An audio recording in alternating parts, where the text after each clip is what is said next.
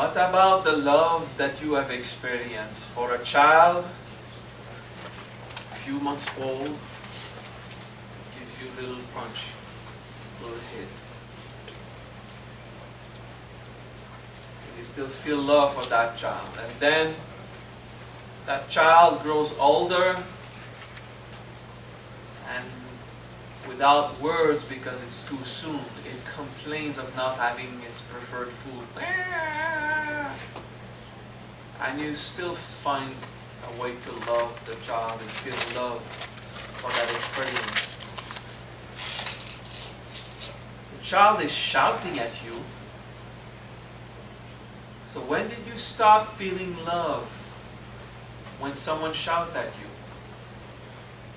What's your threshold, your moral limit that makes a child shouting at you an evil, unacceptable thing? I think I got one. Thank you.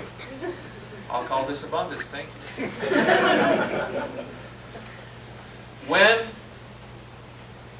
did you stop seeing love in someone hitting you in the face? Just a child, if it goes slap her, for the same reason, it's angry at you. Now you don't love? What is your threshold? Because now it hurts? Of course, that's your threshold. Now that it hurts, there's no more love. But it's still the baby thing. It's still the natural force. Do you get this? Do you understand? That is premani, the objective love. Love in every little thing. If it causes suffering, try to stop it. But when did the love stop? It's another little thing to ponder, eh? When did that innocent, beautiful, childish force became an evil thing? At what age? At what time? At which strength? What is the real threshold for God to judge it as bad or good?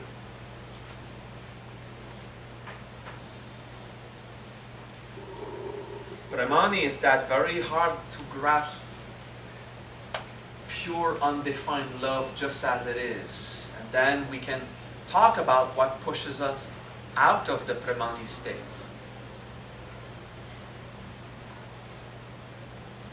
So what is unholy in just being as we are?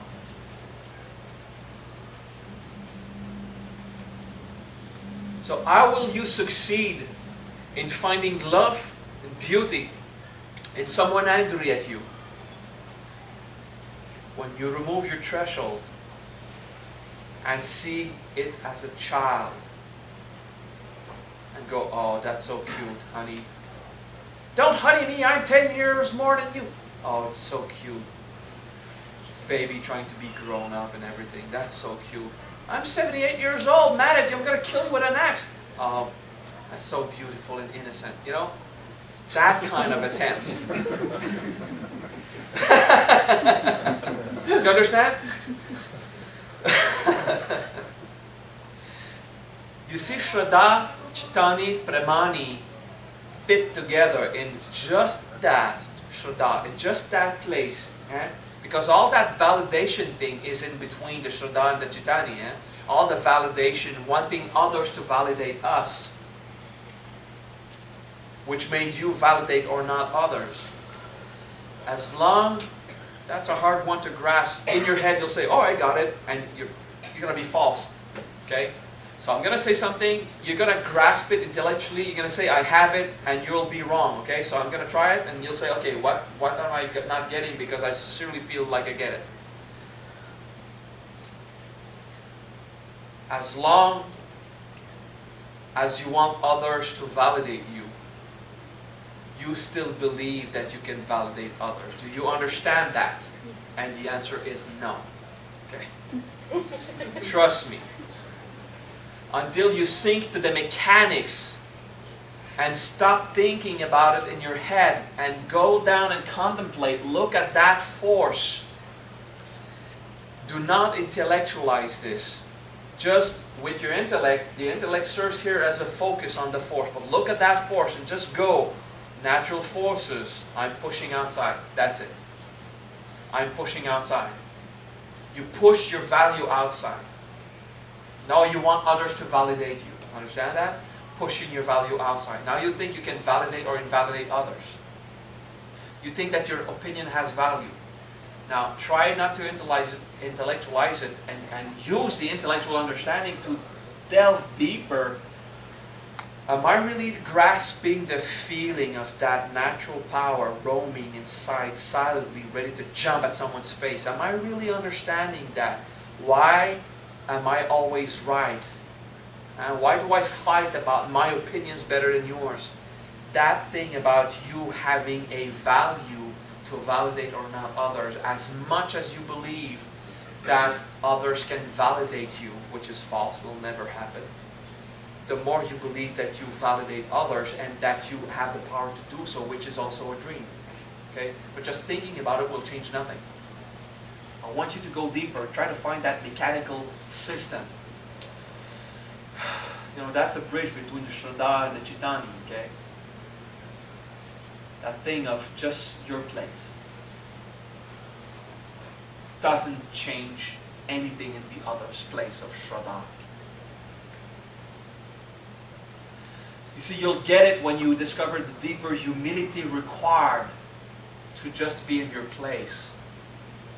And then that will naturally bring an indifference to others' places. So that throws you off of the Chaitanya. That throws you off of objective mind.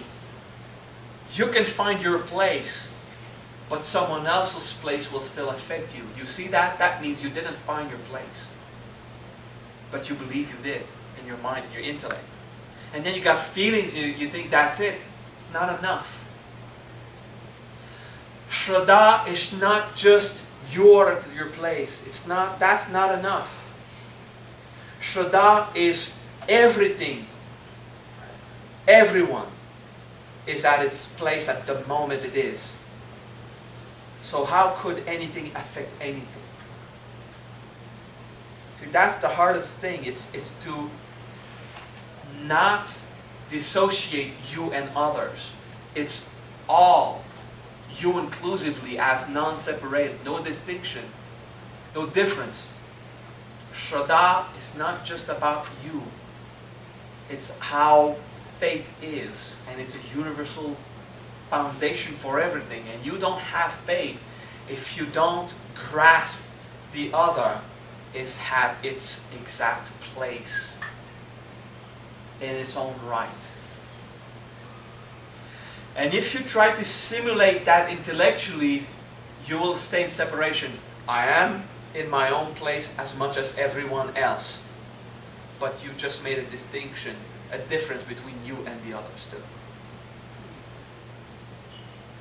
It's not you in your own place. It's not the others also. It is everything. Without the need to distinguish, I'm in my home place, I'm in a state of faith, I found my rock. I don't care about the others, you're screwed. You don't have faith. You're off. Faith is that universal and overwhelming, everything undistinct feeling in place. A side effect of which it will be you also have it. And that brings this to the Chaitanya of perception, of validity, of what people think of me or others. Until you completely have Chaitanya, you will still think that your opinion counts. As much as others' opinion about you or others counts. And you dream to simulate those holy states. And it's impossible. You can't simulate the holy state of being. Chaitanya is inspiration. Chaitanya is to get you there. Say, okay, so what is this way of being a holy person? And you work on it. until you fall out of distinction. Also, Chaitanya is not about my opinion or my perception, no. It's about perception. It has nothing to do with yours. So when something exterior, someone exterior affects you, when someone looks at you, it cannot validate or invalidate you, and you cannot validate or invalidate someone else. This need of approbation, did I do good now? Did I do good now? Which makes you believe that you can tell someone you did wrong, you did right. What is this? This belief that you also have some kind of opinion to say about how things were done. It's never doing something good or bad. Did someone do something wrong, or did someone something bad? No, someone did something that gave a result, period. Why do you judge it? And then if it's your job, hey, you want to be more efficient, try that way. Has nothing to do with the previous way being wrong. Has to do to be efficient, get results to what we aim to that way. No judgment about right or wrong. Not that your method is better. It's just objectively we observe we have better results in that fashion. Let's do it that way. But when does your ego come? I'm more efficient than you. Fuck you guys. When is this thing about, so I'm good and he's bad? Validation. Validity. Approbation. To be approved. Oh, I've been approved by my boss. I've been disapproved by my boss. No, he just told you how to work more efficiently. Why do you take it so personally? He wants you to do something a certain way, just do it. But my way's better. He's paying you, just do his way. If he wants to learn from you, you'll have a nice boss that says, if you have better ideas, tell me. And if it's not the case, it's not. Why does it affect you so much? All this approbation of who's good or not. And it's a mind state that is universal and has nothing to do with you. And once you grasp that non-distinct state of being, of no comparison of anything with anything, and things are just as they are. Woo! Easier thought, easier said, easier contemplated than actually lived. As we say, easier said than done. Easier contemplated than lived, experienced. But the inspiration of those kind of speech I give you are to bring you to those states of holiness, of no distinction of comparison. If someone hurts me, I'll say, how? It hurts. I feel the pain. I'm going to try to find a way for that not to happen again. Maybe utterly destroy you or run away fast. I don't know. I'll see if it happens. I don't know. But it will not be because what you have done to me is evil. It will be because let's try to avoid suffering. That's called compassion. It's just be efficient for everyone. Huh? You understand that? That is what I mean. Is if you understand the mechanics on the surface, it's good. It's very good. It's actually essential. As much as you need to be validated, you'll think your opinion really counts. Okay? And as much as you think that you want to be right about something, then you'll be affected if you were told that you're wrong about anything. If you had an orgasm too fast for that lady, it's not just where you put your change and you lost it. It's not if you lost your keys. It's every little intimate detail that really aggresses us inside, that ruins our happiness in certain ways. The way you communicate with your family and your lovers, and then your friends, and then the boss, and then random unknown people. Okay? So all this stuff, it's so easy to apply to people you see in the documentary on Channel Discovery. It's so easy. Oh, I have no judgment about it. Like Tara told me once, I have no judgment with people dressing in leather, going to gay bars and kissing. I have no judgment with that. Yeah, like Howard said. Yeah, no judgment. Okay, so you would dress in leather right now and go kiss a man to get a free drink? Sure. Oh my God. I'm going to become your disciple. I understand. There is no judgment. I'm happy with that. You say, when I said this to Tara, so Tara, you could actually dress in leather and get a blowjob or do a blowjob to someone just to get a free drink in a gay bar. And he said, oh my God, okay, so I've got judgment. Yeah, it's just a question. Okay, so that one didn't get you because you're okay with that, but some, there's something else that would get you.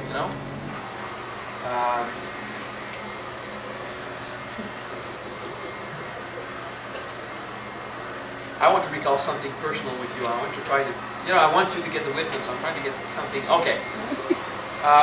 1 year ago, 2 years ago, you studied a lot of things, which is something I really approve of. Everyone must study a lot of things. And then you were talking to Susie on Skype, and you said, Susie, eventually you're going to have to stop studying with Maha and start doing my stuff. Because at that point, this is what you enjoyed. And she just laughed at you. Okay, so there's judgment there. See, there's something, okay, maybe I have to look at stuff, Breathe. You see, that's dropping out of state of mind.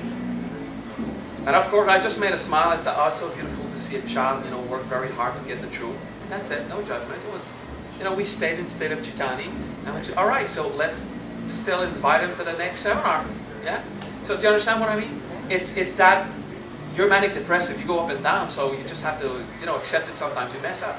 Okay, that's what I mean. Okay, so, all right, so no judgment with the gay thing. All right, good. Now we breathe, everyone.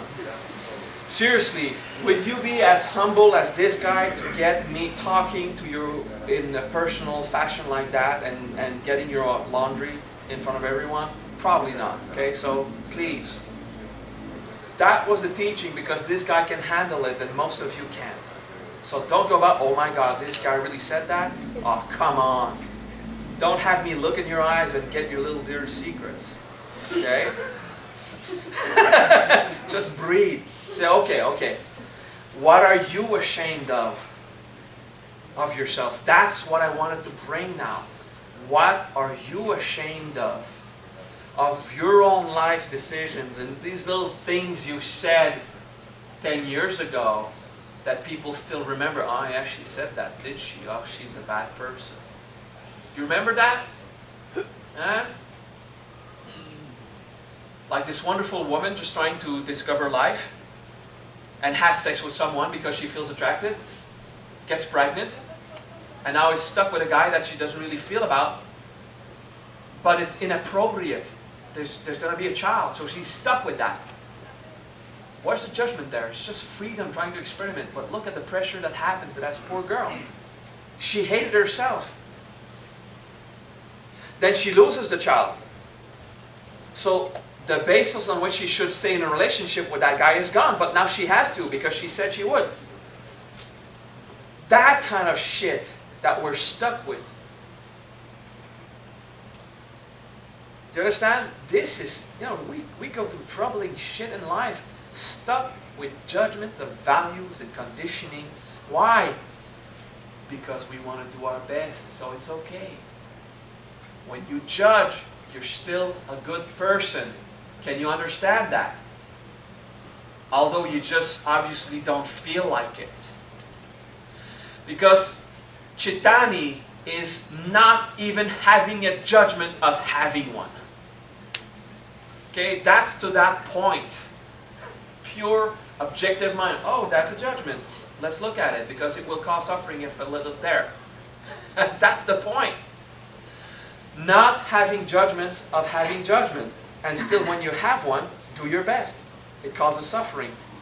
Stop it, evolve. It can become hard because without forgiveness, there's no Chitani. Without forgiveness, okay, so this is how I am. I'm just experiencing life. I have to discover this stuff, You breathe. Look at your shame. Of all the things you've done in your life and said, I was not good enough.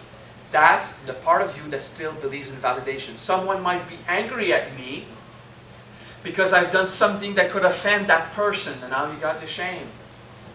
What is this? If you reach the point yourself of not needing validation at any level, and you free yourself of the idea that you validate or invalidate others, forgiveness is like that. It just happens.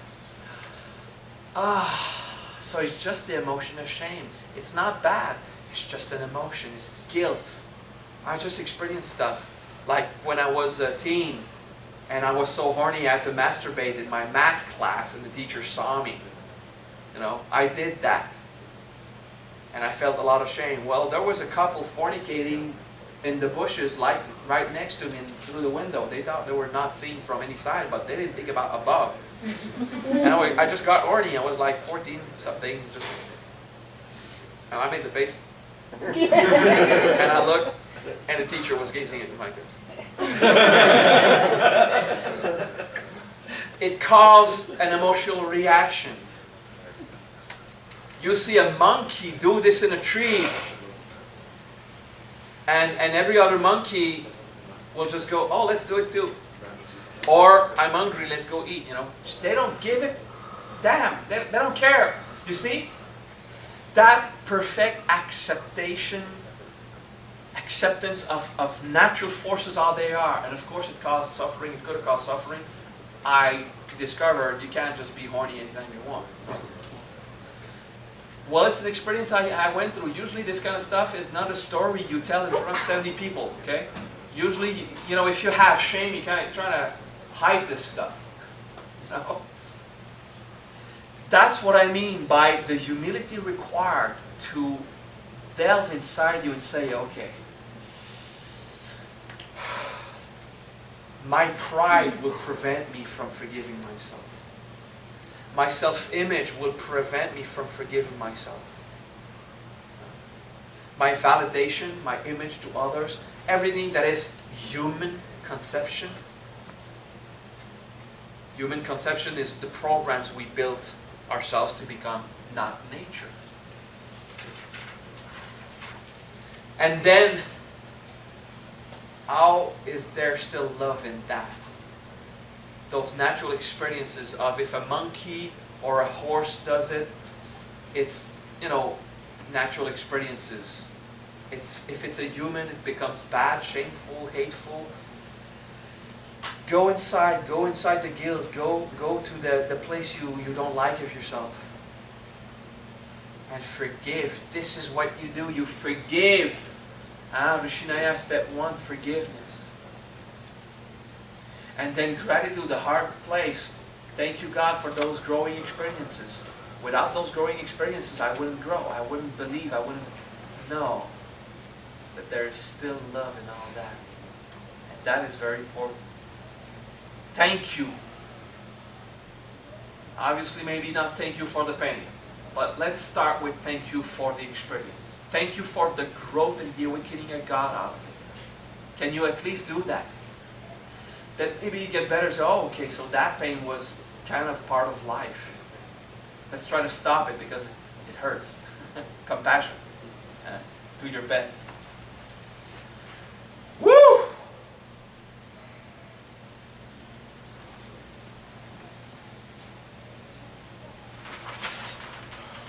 So, Shraddha is not just you and the others. It's not you, it's not the others, it's not you and the others. It's everything in your place, in the foundation of existing. Does not require validation or approbation from your parents or others. Chitani, things are as they are. The money, and there's always love in there. It's always an experience of love. Okay? It's all about that.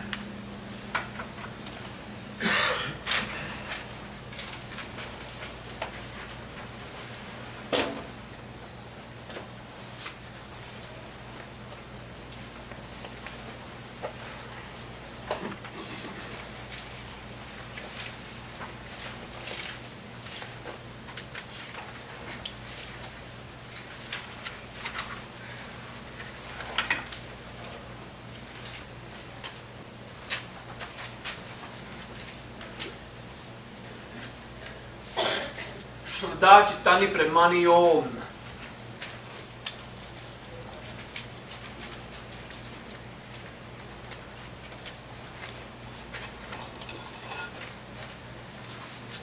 This is the rhythm. Just listen. And you try to get in that unified state. Okay, it's 3 points of view of a single pure state. The Shraddha will sink you in.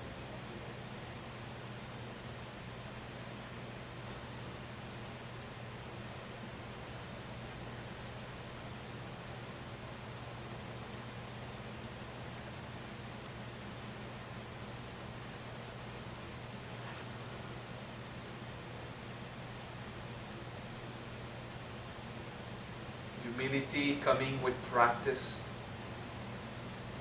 Forgive. There's a state of forgiveness in there. It will naturally lead you to an acceptance of everything you are, just as you are. It's okay. Not in the arrogance, false humility, pretending that you're okay, but in the humble, yes, that is how it is, okay? Simplicity, just taking it as it is.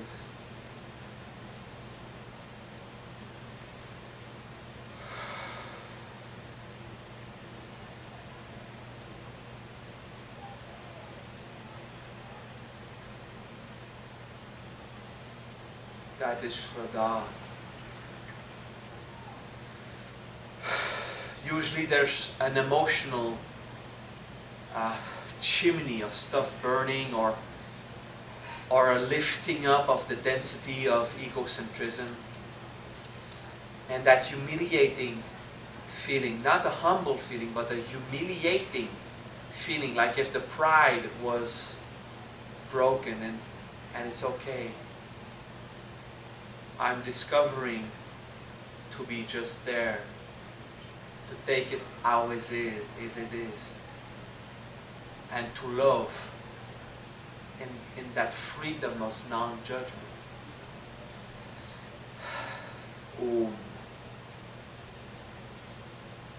It's a contemplation. This meditation is not transcendental in terms of passing out. It's contemplative, to allow a contrast inside. Whatever resists the pure beingness will slowly and eventually reveal itself. You just accept, okay, so that's how it is, okay. There's a profound beauty in that contemplation. Shraddha, Chittani, Brahmani. And along with the beauty and the simplicity, there's a sorrow, loneliness, and abandonment from being away so long, about being far from the truth. Like if we had been searching for God in the darkness. And even as the mind can easily justify, well, the darkness is God too. Yeah, but you still don't find it. There's still this lost feeling of abandonment, of falling forever in darkness. You see, the holy state of Rishi Naya should never be invoked to justify your darkness or your sorrow. It should not be a way to deny that sometimes life is crappy. It should be there to accompany you while life is crappy. Don't force yourself in the hypocrite Rishi Naya state. Brahmani, Chaitanya, all of that wisdom that we've been learning. Don't hypocritically isolate you away from the trash, away from the pain. Use it instead to live it fully. I'm going to sink in my shame because this is what I have right now. I'm going to go in that abandonment when this is what I feel. I'm going to go in that humiliation, the breaking of my pride, with humility. I will do it. It is a state of being that accompanies you through the evolutionary process. Not a state of being that you hold like a wall to isolate you from the evolution process. It is not a fortress. It is a field. Sometimes with sharp rocks and little holes that you can trip. It is a field. There are deep waters. It seems to be refreshing, and then you could fall and the water could be a bit too cold at times.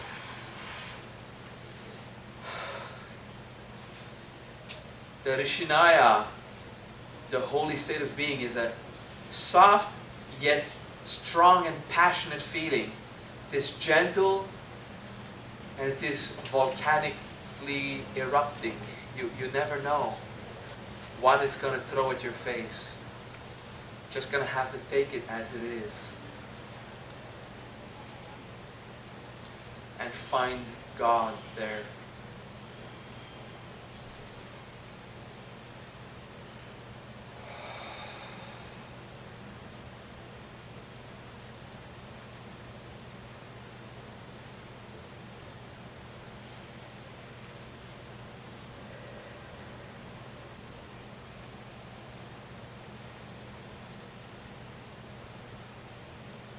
Shraddha,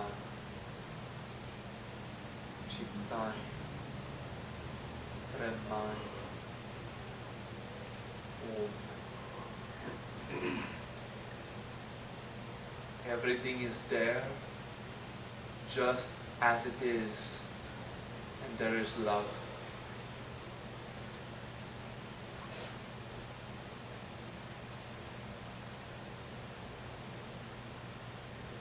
And we will allow the judgments to just fall away.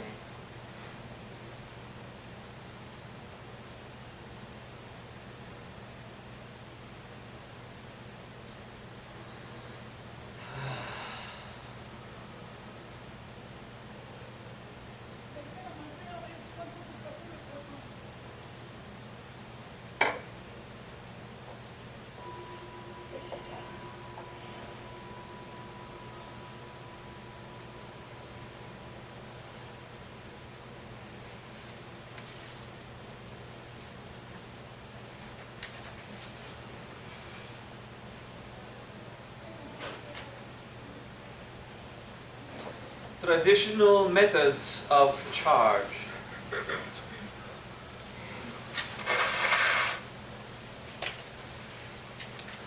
I will forget one part of the tradition. I'll use Tara's wonderful 33 days. It's cool.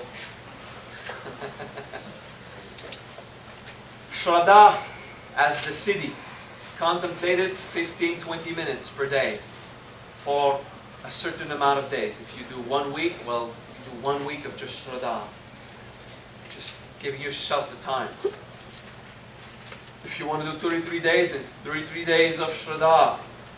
Then 33 days of Chittani. Then 33 days of Premani. You use, in one way, the siddhi meditation. Just the word. Shraddha. Shraddha. Shraddha. And you allow it to carry you in the pure space of where it's meant to bring you. Allow it to awaken that powerful faith foundation of true Dharma. You do this with the 3 words, okay? Charging on malas. You do 1 mala per day for 41 days. It's very slow. You can do the 9 times 12. Shraddha Chittani Premani Om, Shraddha Chittani Premani Om. You won't get the experience the way it's meant to be brought, in a more fallen way, in a more boom, boom. Okay? So you do 1 mala, but you're rhythmic, and see how fast you are trying to just naturally become as a group. It's normal. Just make sure you just go Shraddha Chittani Premani Om. Another beat. Shraddha Chittani Premani Om. Shraddha Chittani Premani Om. And you keep your slow pace in a way to do 1 mala per day for 41 days. Those who like processes, that will summon the consciousness that I've initiated you this day, this weekend. This idea of where I wanted to bring you in this contemplation of the holy way to exist. Rishi Naya. That's how we exist. So the first level of Rishi Naya is the same thing. You do it with the 5 words of Rishi Naya, and when it's first introduced, we start with Shanti, Anuja, Karuna, Kritanya, Manasvin, Om. Okay? Those who want to do the charge. But the siddhi is just these words alone, just to discover what it can bring in the transcendental state. When you charge your mantra, just 1 mala a day, with the first level of Rishi Naya, after you have been initiated. You have a sheet also, we gave you a sheet of the 5 words. Okay? But this was not a first level Rishi Naya, that was a second step. There's a third step also.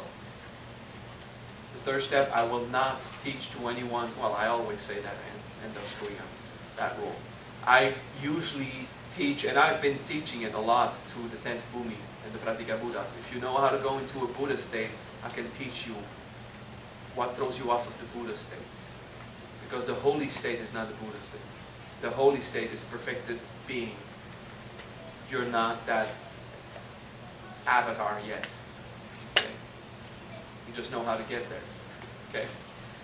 So eventually the non-distinction process, there's a lot of introduction about non-distinction, and we've learned about it with Mahajava and Indraikya, stuff like that.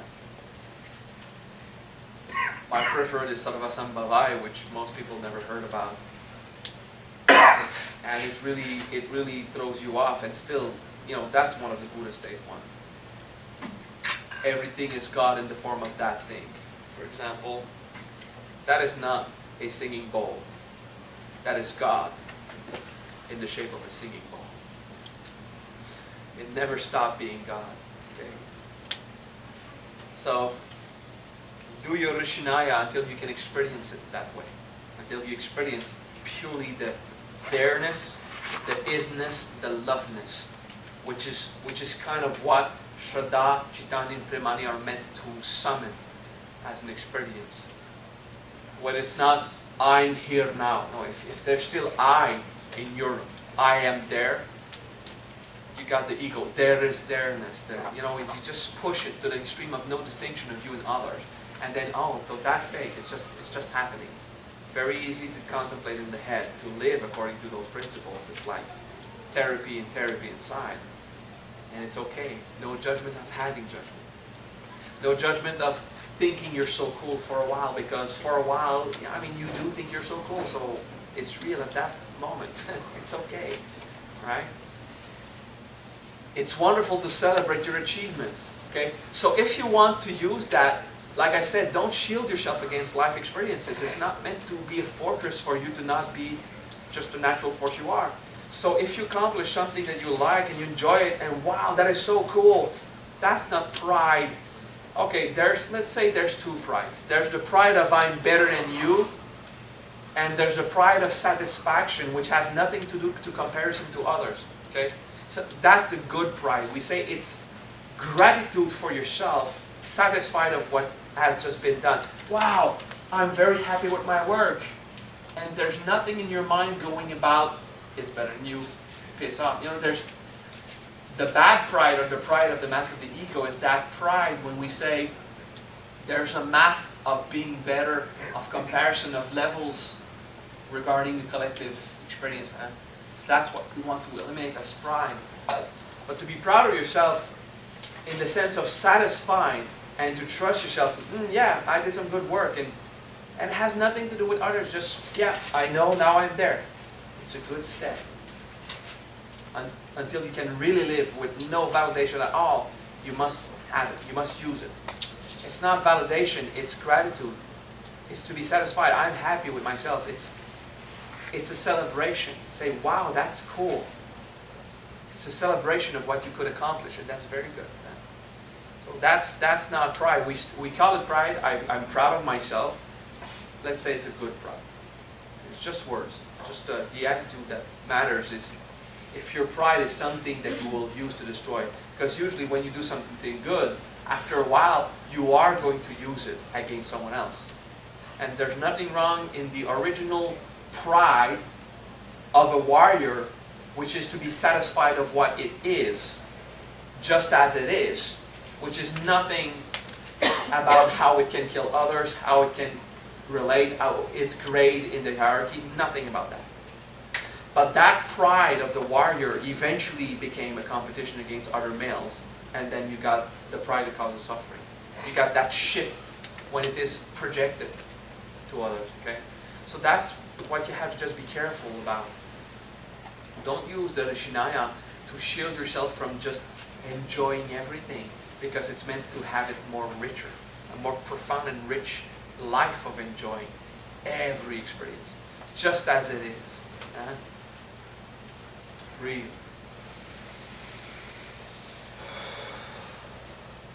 Thank you.